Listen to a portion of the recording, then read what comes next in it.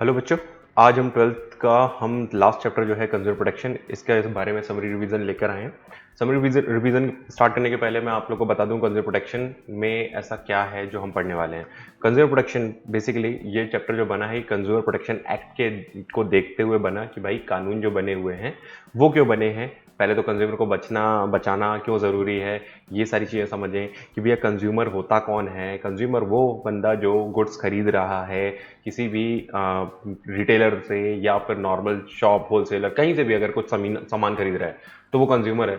अब कंज्यूमर को किस किस तरीके का मतलब डेंजर उसको फील हो रहा होता है कि एक तो लाइफ को लेकर कि भैया वो कौन सा सामान ले रहा है, उसको अपनी हेल्थ को लेकर कि भैया मेरे को अगर कुछ प्रॉब्लम हो जाती है तो इसका डेंजर एक उसको दिख रहा है। एक वो दिख रहा है कि भैया क्या उसकी प्रॉपर्टी को लेकर जो उसने पहले से प्रॉपर्टी बना रखी है उस प्रॉपर्टी में कुछ नुकसान हो जाता है तुम्हारे उस गुड्स खरीदने की वजह से, उसकी प्रॉपर्टी खराब हो रही है तो ये कुछ ऐसी चीजें हैं जिसमें उसको गुड्स और सर्विस दोनों चीजें उसको किसी भी तरीके से हिट कर रही हैं। तो गुड्स खरीद रहा हो या सर्विस खरीद रहा हो तो उसमें अगर उसको लगता है कि भाई मुझे चीट किया गया है तो मुझे कहीं तो हो कुछ ऐसा कि जहां पर मुझे रिलीफ मिले। तो देखिए कंज्यूमर को किस तरीके से प्रोटेक्ट किया गया है इन्होंने ये समझाया। सबसे पहले प्रोटेक्शन यहां पर बोल रहे हैं कि भैया कंज्यूमर प्रोटेक्शन इसलिए कि भैया कंज्यूमर को प्रोटेक्ट कर सके। ये देखें कि एक्सप्लॉयटेशन से बचाना, अनफेयर ट्रेड प्रैक्टिस से बचाना। कोई भी गलत तरीके से बिजनेस कर रहा है उसके बीच में अगर आपका नाम आ जाता है कि भाई आपने जाके चीजें वहां से खरीदी और आपके साथ बुरा हो गया, तो ये सारी चीजों को देखते हुए कि भैया हम आपके साथ हैं। कौन? कंज्यूमर प्रोटेक्शन एक्ट जो है वो आपके साथ है। तो एक्ट मतलब कानून बन गया है। अब कानून बन गया है तो उसमें क्या क्या है मैं आपको क्लियर करता हूं, लेकिन अभी हम देखते हैं भैया नीड क्या थी इस कंज्यूमर प्रोटेक्शन की। तो भैया ये बोल रहे थे कि बहुत ज्यादा नीड थी लोगों को प्रोटेक्ट करने की। भैया कस्टमर है, कंज्यूमर है, ये तो भाई बिल्कुल बिल्कुल इनोसेंट है। ये तो जाकर चीजें खरीद लेता है, पैसे दे आता है, सामान ले आता है। इसे नहीं पता भाई सामने वाले ने उसे किस तरीके से चीट किया, उस कंपनी ने कैसे, जिसने मैन्युफैक्चरिंग करी थी उसने ही चीट किया, या जो रिटेलर है जिसने सामान बेचा है उसने चीट किया। यहां उसको पता लगाना होगा कि भैया किसने गड़बड़ करी है, हम उसको छोड़ेंगे नहीं। इंपॉर्टेंट क्या है भैया कंज्यूमर प्रोटेक्शन के, ये बोलता है भैया दोनों के लिए इंपॉर्टेंट है, कंज्यूमर के लिए भी बिजनेसमैन के लिए भी। भैया ये कैसी बात है, कंज्यूमर प्रोटेक्शन तो कंज्यूमर के लिए इंपॉर्टेंट होनी चाहिए? नहीं नहीं नहीं नहीं, यहां पर दोनों की बात कर रहे हैं भैया। बिजनेसमैन भी लॉन्ग टर्म पे अपना बिजनेस तभी कर पाएगा, लोगों को भरोसा जीतेगा, अच्छा काम करेगा, अच्छी क्वालिटी ऑफ सर्विस देगा, तो वो भी लॉन्ग टर्म अपना बिजनेस चला पाएगा। कंज्यूमर की तरफ से वो तो प्रोटेक्ट तभी होगा जब आप उसके साथ सही तरीके से डील करोगे। तो ये दोनों के लिए फायदेमंद है कि भैया आपको लंबे समय तक अगर बिजनेस चलाना है तो भी कंज्यूमर प्रोटेक्शन के बारे में सोचना होगा। और अगर कंज्यूमर की बात करें तो वो बिजनेसमैन जिसके पास गया है अपने सामान खरीदने के लिए, वो आप पे भरोसा करके आया तो उसका भरोसा नहीं तोड़ना है। फिर यहाँ बोलते भैया क्या भैया कंज्यूमर पॉइंट ऑफ व्यू से अगर होता है तो होता है, मतलब प्रॉब्लम कुछ होती है तो वो ऐसा दिख रहा है कि भाई कुछ तो हम कंज्यूमर की तरफ से ये सोचते हैं कि कंज्यूमर तो बिल्कुल इग्नोर करेगा, उसको नहीं पता भाई कि वो क्या कर रहा है, क्या ले रहा है। तो उसके पॉइंट ऑफ व्यू से सोचोगे तो उसे कुछ नहीं पता, वो बस आपके पास आया सामान खरीदने के लिए, आप उसे सामान खरीद के दिए। अनऑर्गेनाइज्ड है वो, मतलब बिल्कुल भी ऐसा नहीं है कि उसे सारे स्टैंडर्ड्स पता है कि ऐसे फॉलो करो, ऐसे करो, ऐसे करो, ऐसे परचेजिंग होनी चाहिए, सोच समझ के खरीदना है, ये सब उसे नहीं पता। वो बोलते भैया मैं पूरी तरीके से तुम्हारे पर भेज दूं, अब तुम चाहो तो मुझे आप क्या करो कि भैया आप मुझे अच्छा गुड्स दो और मेरे भरोसा आप जीतो, तो फिर मैं आगे भी आपके साथ लगा रहूं। ये बातें बोलते हुए मैंने बोला कि भैया बिजनेस के पॉइंट ऑफ व्यू से अगर सोचें तो क्या है, बिजनेस के पॉइंट ऑफ व्यू से सोचोगे तो भैया बिजनेसमैन एक ही चीज सोचता है, कंज्यूमर की अगर रक्षा कर रहा है तो भैया वो लॉन्ग टर्म अपना बिजनेस चला पाएगा। सोसाइटी के रिसोर्सेज को भी वो यूज कर रहा है तो आपको यूज करने में मिल रहा है, और आप सोसाइटी की रिस्पॉन्सिबिलिटी को निभाएंगे कि भैया आप कभी भी कोई ऐसे गुड्स लेकर मार्केट में नहीं आएंगे जिसकी वजह से लोगों को दिक्कत हो। मॉरली भैया आप एथिकल सोचो कि भैया आप कुछ गलत नहीं करो, आप किसी का बुरा नहीं चाहोगे तो आपका भी बुरा नहीं होगा। आप अल्टीमेटली किसी का बुरा चाहोगे, पैसे कमाने की लालच में किसी का बहुत बुरा कर जाओगे तो आप भी नहीं बचोगे। गवर्नमेंट इंटरफेरेंस बेसिकली यहाँ पर गवर्नमेंट बोलता है कि भैया यहाँ पर बोलता है कि गवर्नमेंट अगर आप नहीं मानोगे तो गवर्नमेंट है कि वो आपको मनाएगी कैसे करना है कैसे नहीं करना है आपको बिजनेस, वो आपको समझाएगी फिर अच्छे से। तो ये सारी चीजें आपको तैयार करके दी गई कि भैया बिजनेस फॉर्म्स के हिसाब से भी हम सोचे तो कुछ ऐसी बातें होती हैं। कंज्यूमर प्रोटेक्शन एक्ट 1986, जो हालांकि नया एक्ट आ चुका है लेकिन अभी आपके सिलेबस में नहीं है इसलिए मैं पुराना ही पढ़ा रहा हूं। तो इसमें बोल रहा है कि भैया इसमें इंटरेस्ट ऑफ कंज्यूमर, जो इंटरेस्ट ऑफ कंज्यूमर में बोलता है कि भैया इसमें आपको जो कंज्यूमर को बचाने के लिए इन्होंने क्या क्या किया, तो मैं आपको बताता हूं। सबसे पहले जो इस चैप्टर में बात होगी वो होगी राइट्स को लेकर। इनके राइट्स, कंज्यूमर के राइट्स, मतलब कि बार बार बार बार हम ये बातें बताते हैं कि भैया कंज्यूमर के कुछ राइट्स होते हैं। हमारा कंज्यूमर इतना इतना इतना कम नॉलेज रखता है कि उसे यही नहीं पता कि मेरे राइट्स क्या है। तो हमको ये चाहिए कि भैया आपको पता होना चाहिए, आप एज अ कंज्यूमर आपके पास कुछ राइट्स हैं, आप किसी पे केस कर सकते हो अगर आपके साथ गलत हुआ है तो। किस किस बात में, ये सारी चीजें मैं आपको अभी क्लियर करता हूँ। सेफगार्ड उसको बचाने के लिए, रिडर्सल मतलब उसे उपचार मिले कि भैया उसके साथ कुछ गलत हुआ तो उसको न्याय मिले। कहां से मिलेगा? ये बेसिकली आपके कुछ अलग अलग सेक्टर के अलग अलग तरीके, डिस्ट्रिक्ट लेवल पे अलग, नेशनल लेवल पे अलग, इस तरीके से हमने कुछ डिवाइड करके डिस्ट्रिक्ट वो बना रखे हैं कि भैया फोरम है, वहां पर जाकर आपको रिलीफ मिलेगा। कैसे? आगे बढ़ते हैं। कंज्यूमर के राइट्स कौन कौन से? तो भी आपको कुछ बातें तो बहुत ज्यादा ध्यान से देखनी होगी कि कंज्यूमर राइट्स हमें बार बार पूछे जाते हैं। राइट्स आपका सबसे पहले आपको सेफ्टी को लेकर कि भैया मैं कंज्यूमर हूं तो मेरी सेफ्टी पहले, कि भैया मैंने आपसे कोई सामान खरीदा तो मेरी सेफ्टी को प्रायोरिटी मिलनी चाहिए। फिर मैं कौन से चॉइस, मेरा कौन सी वैरायटी ऑफ गुड्स में से कौन सा चूज करता हूं, ये मेरा डिसीजन होगा। मैं तुम्हारे प्रेशर पे आके कोई सामान नहीं खरीदूंगा। राइट टू बी हर्ड बोलता है कि मैंने, अगर मुझे मेरे साथ गलत हुआ है तो मैं तुम्हारे खिलाफ केस कर सकूं और उसकी सुनवाई जो होने वाली है कोर्ट में, उसके लिए मैं वहां पर जाऊंगा और मुझे न्याय मिले या ना मिले, मैं देखता हूं वहां पर जाके मुझे इसकी सुनवाई होगी तो मुझे ये सुनने का हक है, मैं आपके खिलाफ केस कर सकूं और जो मुझे कोर्ट से जो भी बातें मुझे मिलती है कि भाई कोर्ट ने मेरे लिए क्या बोला, मेरे फेवर में क्या बोला, इसको सुनने का ये मेरा हक है। इन्फॉर्म्ड कि भैया कंज्यूमर के पास ये राइट है कि वो आपसे बार बार पूछेगा कि मुझे बताइए गुड्स में क्या होता है, कैसे होता है, आपको बताना पड़ेगा उसे। आप ये नहीं बोलते लेना है तो लो, नहीं लेना तो जाओ, ऐसा नहीं कर सकते। आपको बताना पड़ेगा कि भैया इस गुड्स में ये है, ऐसा है, वैसा है। आपकी नजर में कंज्यूमर को अभी कुछ भी नहीं पता, आप जो सामान बेच रहे हो आप उसे थोड़ा सा नॉलेज दीजिए।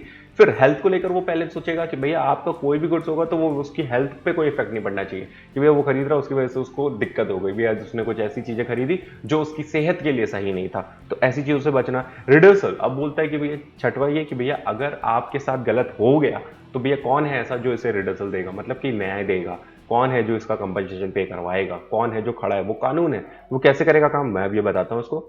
एजुकेशन, बेटा उनको एजुकेशन समय समय पे देते रहना। मतलब अगर मान लीजिए कंज्यूमर प्रोटेक्शन की बात कर रहे हैं तो यहाँ पर आप लोग कई बार ऐसा सुनते हो ना, जो रेडियो में और कि भैया जागो ग्राहक जागो, तो उन्हें एजुकेट करते हैं कि भैया ऐसा करिए, हॉलमार्क वाला ही सोना खरीदिए। ये सब क्या है? ये एजुकेट करना, उनको एजुकेट करते रहना, ये उनके मतलब ये उनके राइट्स हैं कि भैया तुम ही मुझे नॉलेज दो, कि मुझे नहीं पता तो मुझे नॉलेज भी तुम ही दोगे।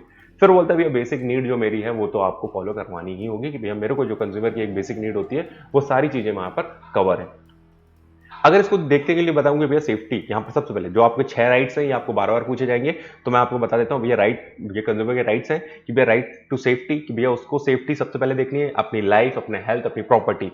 इन तीनों चीजों में से किसी भी चीज पे उसको इफेक्ट होता है तो वो अपने राइट्स रखता है कि वो तुम पर केस कर सके।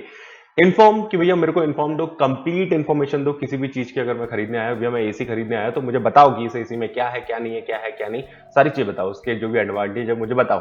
तो मतलब ये मैं जानना चाहता हूँ और ये मेरे राइट्स हैं, मैं जान के फिर उसके बाद ही खरीदूंगा। फिर चूज कि भैया मैं वैरायटी ऑफ गुड्स में से जो मुझे पसंद आएगा मैं बोलूंगा। बहुत सारे कॉम्पिटिशन होंगे, बहुत सारी चीजें होंगी, बहुत सारे एसी रखे हैं, बहुत अलग अलग कंपनी है, वोल्टास है, एलजी है, सैमसंग है, मुझे जो पसंद आएगा मैं बोलूंगा। तो ये मेरे ऊपर है, आप प्रेशर नहीं कर सकते। फाइल या कंप्लेंट कि अगर आप ये राइट टू बी हर्ड की बात की मैंने कि अगर आपको लगता है कि आपके साथ गलत हुआ है तो आप क्या करिए, केस फाइल कर दीजिए।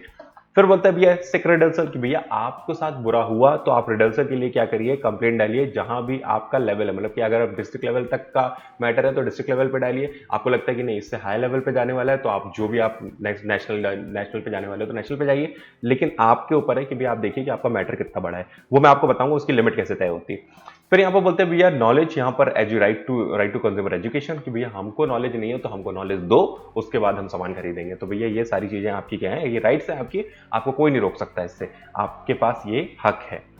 फिर बोला भैया कंज्यूमर की रिस्पॉन्सिबिलिटी भी कुछ होती है कि भैया ऐसा नहीं कि कंज्यूमर को बोल दिया गया कि भैया आप जो मन चाहे वो करो, तो भैया आपको भी थोड़ा सा नॉलेज रखना पड़ेगा। किस चीज का नॉलेज? ऑफ मार्केट की, मार्केट में क्या चल रहा है। फिर आप बोलोगे भैया क्वालिटी कंसर्न आपको रखना पड़ेगा कि भैया क्वालिटी में क्या अच्छा है क्या नहीं। आप बोलोगे ये सस्ता माल भी चाहिए और अच्छा भी निकल जाए, ऐसा नहीं होगा। तो ये सब चीजें आपको, सेफ्टी आपको अपनी देखनी होगी खुद की कि भैया आपको क्या लग रहा है कि भैया ये यूज को, प्रोडक्ट को अगर यूज कर रहे हो तो भैया आपको बहुत सेफली इसको यूज करना है। तो आप ऐसा कुछ ना करिए जिससे आपको गड़बड़ हो जाए कुछ। फिर लेबल जो लगे हुए उसको बहुत केयरफुली पढ़ना है, क्योंकि कई बार जो चीजें आप खरीदते हो उसके बारे में वो क्या है कैसा है वो सब कुछ उसके लेबल में लिखा होता है कि भैया ये ऐसे यूज करें, वैसे यूज करें, इतने मिनट तक रखें, ऐसा वैसा, ये सारी चीजें आपको पढ़नी चाहिए। फिर बोलता है कैश मेमो, भैया आप जब भी सामान खरीदते हो तो भैया रिसिप्ट लो। कई बार ऐसा होता है कि आप सामान खरीदते हो ना उसका बिल है ना कुछ है, ये हम प्रूफ ही नहीं कर पाते कि भैया हम ही कस्टमर थे।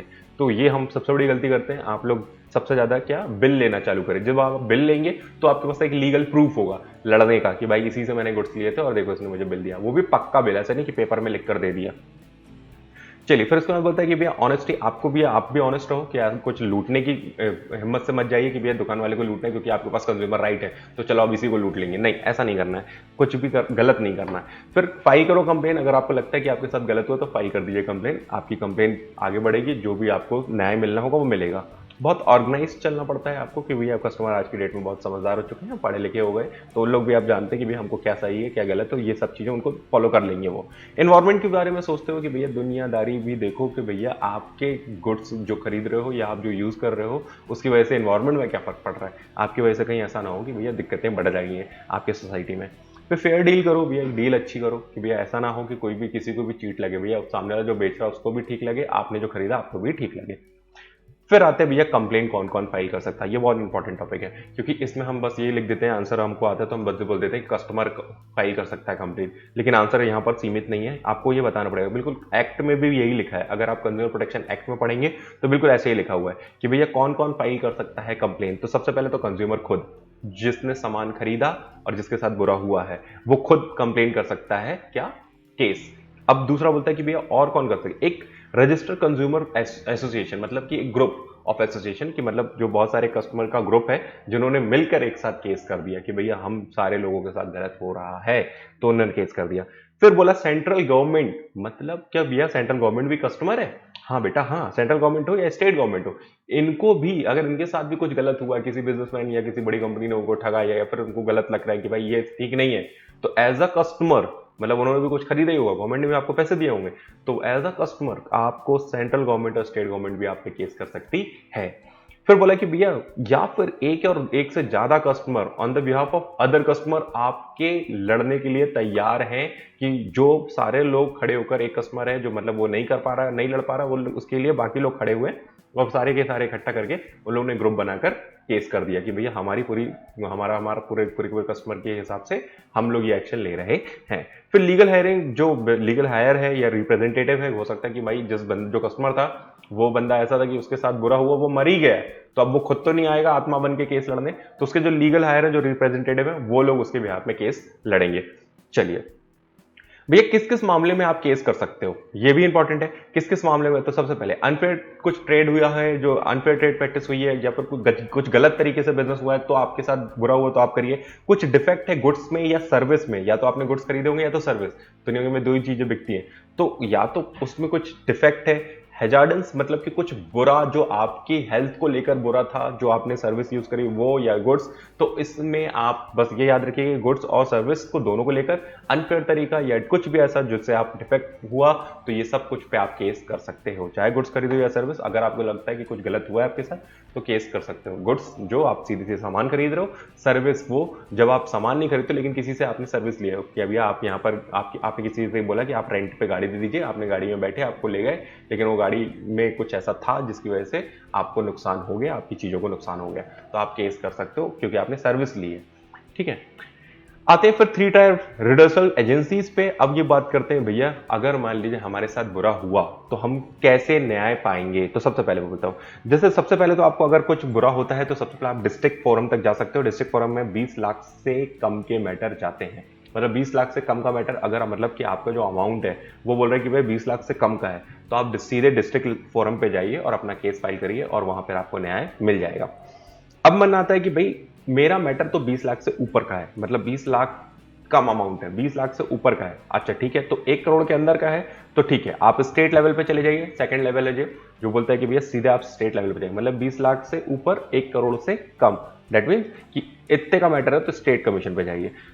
और अगर कोई बोलता है भैया मेरा मैटर तो 1 करोड़ से भी ऊपर है, मतलब 1 करोड़ के ऊपर का मैटर है, मतलब कि मेरे साथ जो धोखा हुआ वो 1 करोड़ से ऊपर का है, तो मैंने क्या किया, सीधे नेशनल कमीशन पे जाकर, ये तीसरा लेवल है सबसे हाई लेवल पे। ध्यान सुनना, डिस्ट्रिक्ट लेवल की बात कई लोग बोलते हैं कि भैया 20 लाख से कम का मैटर है तो क्या स्टेट कमीशन तक नहीं जा सकता या नेशनल कमीशन तक नहीं जा सकता, तो ऐसा नहीं है। मैं आपको बताता हूं इसकी पीछे बारीकी क्या है। अगर आप बोलते हो कि भैया डिस्ट्रिक्ट फोरम पे आपको 20 लाख तक का मैटर दिया गया है, 20 लाख का मैटर, तो मान लीजिए कि आपका, मान लीजिए 10 लाख का मैटर था, आपने डिस्ट्रिक्ट फोरम पे केस किया, 10 लाख का मैटर था, आपको लगा कि न्याय मिलना चाहिए था लेकिन आपको नहीं मिला, तो उस केस में आपको जो भी ऑर्डर मिला है कि भैया ऐसा होगा, तो जो भी आपको बोला गया डिस्ट्रिक्ट कोर्ट में, उसको लेकर आप अपील कर सकते हो। मतलब कि भैया जो डिसीजन था डिस्ट्रिक्ट का, उसको लेकर आप अपील कर सकते हो उसके हायर वाली स्टेट पे, तो वो है आपका स्टेट कमीशन। स्टेट कमीशन में भी आपको लगा कि यहां भी आपको न्याय नहीं मिला, यहां भी आपके साथ ही गलत हुआ, तो आपने क्या किया, उनके भी जो डिसीजन थे उसको ले जाकर फिर से क्या कर दिया, नेशनल लेवल पे खड़ा कर दिया। मतलब 10 लाख का मैटर भी नेशनल लेवल तक जा सकता है, लेकिन उसका तरीका अलग होगा कि आप डिसीजन से सेटिस्फाई नहीं थे। दूसरा, कि नेशनल लेवल पे हर मैटर नहीं जाते, वो जरूरी होते हैं कि पैसे से यहां पर जरूरी नहीं है, यहां पर ज्यादा जरूरी होता है कि भैया मैटर बहुत बड़ा है जो वो सीधे सीधे नेशनल लेवल पे चला जाएगा। अदर देन बाकी सारी चीजें डिस्ट्रिक्ट लेवल पे, फिर स्टेट पे, फिर नेशनल पे, इस तरीके से बटी हुई है। मैंने बता दिया अमाउंट आपको पता है कि भैया आप सपोज आप एक कार खरीद रहे हो, जो कार की कीमत ही अगर आप बोलते हो कि 15 लाख की है, तो आपका मैटर डिस्ट्रिक्ट तक है। लेकिन अगर आप बोलते हो भैया आपने एक ऐसी गाड़ी खरीदी है जो 20 लाख के ऊपर की गाड़ी है, तो आपने बोला कि स्टेट कमीशन में जाना है। और आप अगर बोलते हो कि भैया 1 करोड़ के ऊपर की गाड़ी है, तो उसका मैटर कितना पे जाएगा। तो इस तरीके से नहीं बटा है ये, थोड़ा सा चेंज है। मैटर हम बताएंगे कि भैया हाँ ठीक है 20 लाख का तक के मैटर है, और लेकिन अगर उसका डिसीजन आपको नहीं लगता सही, तो आप वापस उसको लेकर नेक्स्ट फोरम पे जा सकते हो जो स्टेट कमीशन है। वहां पर आपको डिसीजन मिला, आप वहां भी सेटिस्फाई नहीं हो, तो आप सीधे सीधे नेशनल कमीशन पे जा सकते हो। तो आप अपने हिसाब से इस पे क्या करिए कि बस आपको अलर्ट रहना पड़ेगा, जैसे आपके साथ गलत हुआ तो विद इन 30 डे आपको कंप्लेंट डालनी होती है।